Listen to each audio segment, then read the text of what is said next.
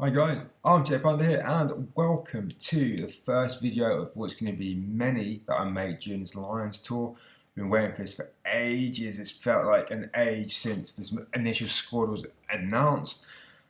We are going to be looking in this episode at the starting lineup for the first game, the sort of final squad that's made it to New Zealand now that the planes landed, as well as a little bit of an overview of the finals in the European competitions that have just happened.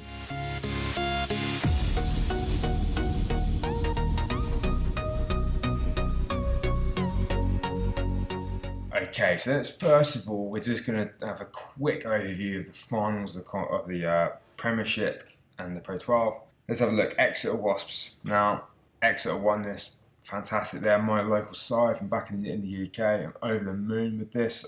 Very close game against Wasps into extra time. Can't believe it. I think it's maybe 7 years since they first got promoted to the Premiership, and they were in National, what was then known as National 1, for just years and years and years and years, couldn't get out of it. And they've really stabilised themselves and established themselves as a Premiership club. So it's absolutely brilliant. It's really also good to see Wasps back in that big time too. Sort of early 2000s, they were there thereabouts for a while, and then they kind of dropped off the radar a little bit. But they are back now. They've got a very, very good team. Scarlets against Munster. Again, Scarlets managed to come out with a win on that one. Good result for them. They'll be pleased. Let's have a look at its finals from a Lions point of view now. Gatland will be over the moon that those teams are playing in those finals. They will be delighted that Exeter beat Saracens, because if you count the number of Saracens players in that squad compared to Exeter players, he will be so happy. Same again with Wasps. They played Leicester. I'm not sure which team exactly probably have more actually in that squad, so that game is kind of less. But then you look at the other final and you'd be happy the fact that Leinster weren't in that. Given the amount of Leinster players in that Lions squad, he'll be breathing a massive sigh of relief. He'll be a very, very happy man. So let's have a quick look at the sort of latest outs and ins. And I was going to make a video about this, but I just didn't get around to doing it. There wasn't actually that many. Warren Gatland has got off very, very lightly, given he named his squad, I don't know, over a month ago. Ben Youngs, he obviously pulled out due to personal circumstances with his brother Tom's wife, which is very, very unfortunate. He's been replaced by Laidlaw, which is fantastic. It's brilliant, I thought. And the other out is Billy Vunipola. He's had this ongoing shoulder injury for a long time. I think 6-7 months he's had it, where it's literally just popping out. He had to pop back in during games. He aggravated in that semi-final against Exeter. And he pulled out of the squad. He just didn't think he was fit enough. Which is fair play to him. And he's been replaced by James Haskell, which I don't fully understand why Haskell's been selected when I would have picked Jamie Heaslett as a like-for-like number 8, rather than that Haskell, who's not really, he's a 6, he's not really a 7, and he's not really an 8.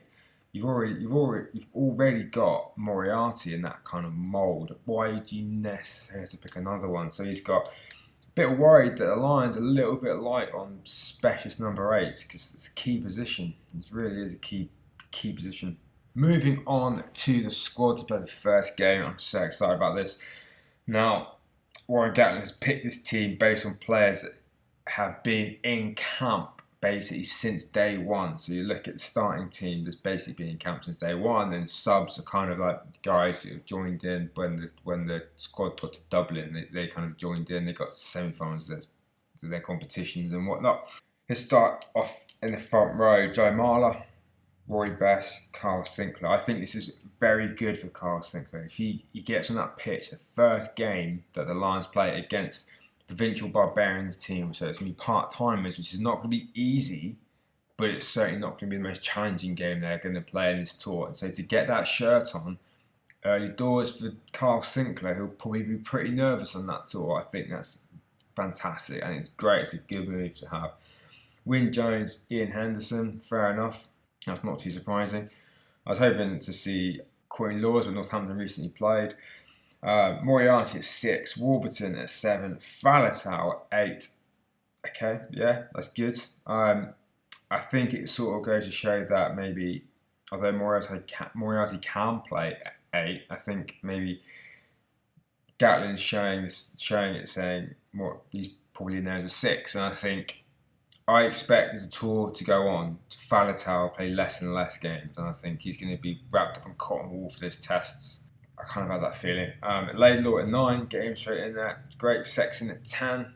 Yeah, okay, fair enough. Seymour on one wing, Anthony Watts on the other. Tio and Jonathan Joseph, the England centres, meet up again. And Stuart Hogg at fullback. This is a very strong team. Really good. I think in past Lions tours, there have been certain sides and teams where you think this is obviously a dirt tracker side, and this is obviously a team that's not going to make the test team.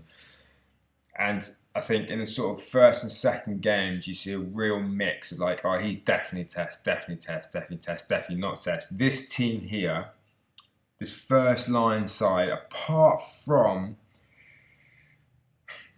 maybe Henderson and maybe Sinclair, the rest of them could all well get in that test side, and that is really, really good to see. And you think of the players that aren't in the squad, let alone the bench. It's fantastic strength and depth that this Lions team has this year, and it's fantastic to see. Suspense, Jamie George, I think it's good to get him involved. Mako Vunipola, again, he went to the Lions tour 2013, knows what it's all about. Furlong is good. Cruz is not on the bench. That guy's been a physical presence. I think Henderson, for me, is going to drop further and further down that pecking order. I just don't see him getting in that test team, whereas Cruz could and Wyn Jones probably will. Justin Tipuric, he's on the bench. I think that's really, really good. Reece Webb, obviously, Aaron Farrell and Jared Payne. Jared Payne is another one of those guys who, as we spoke about in a previous video, I think he's there just to kind of let the guys know about New Zealand and let them know what it takes to be successful there. And I don't see Jared Payne getting a lot of game time. He will play in the midweek games, but he'll probably start as, say, fullback for a couple, but they're going to want to get Stuart Hogg up and running. They're going to get Lee Halfpenny going. So maybe Jared Payne might end up in the centres, maybe on the wing. We'll have to wait and see. But guys, I'm extremely excited about this tour. I'm extremely excited about this team, about the squad as a whole. How do you think they're going to get on? Are New Zealand, are they going to dominate? I don't think so. New Zealand have got injury concerns of their own, which we'll go into in a later video. Let me know your thoughts, guys. Are you happy with this side? Are you happy with this initial 15 that's been put out? How do you think Gallen's going to get on? Do you think he's going to try and play Warren ball? By the looks of his centre partnerships, you might think so. Ben Tierney at 12, but you never know. Guys, let me know what you think, and I'll see you in the next one. Cheers.